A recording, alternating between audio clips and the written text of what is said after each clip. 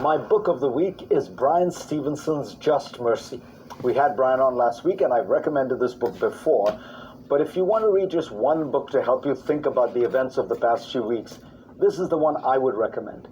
It documents the unfairness of the American criminal justice system, but it does so with extraordinary balance and empathy and even grace. It's a wonderfully written book. For the last look, I wanted to address a question that many people have asked me one way or another, especially people who live outside the United States. The question is simple. Why is it that blacks seem to have such difficulty moving ahead in America? Don't other ethnic groups also face discrimination? Don't they also have to deal with poverty and exclusion?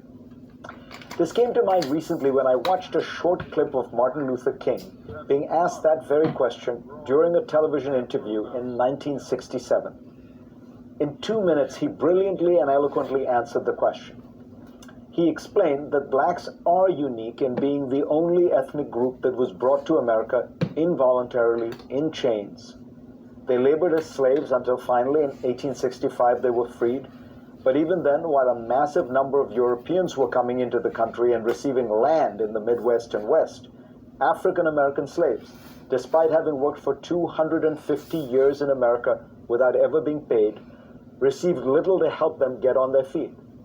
I would add to this the willful destruction of the black family through much of American history. Because slaves were not treated as human beings but property, the law did not recognize their marriages nor even their rights over their children. Families were routinely and forcibly broken up.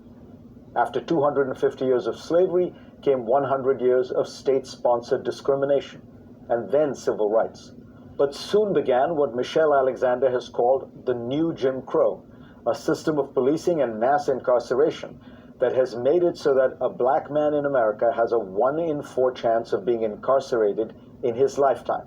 This is according to the Sentencing Project estimates. Martin Luther King also put an emphasis on the psychological damage that was done. To maintain slavery and segregation, there had to be an ideology of white supremacy, one that left lasting effects on both blacks and whites. Here is King, summing up his points. Emancipation for the Negro was really freedom to hunger. It was freedom to the winds and rains of heaven. It was freedom without food to eat or land to cultivate, and therefore it was freedom and famine at the same time.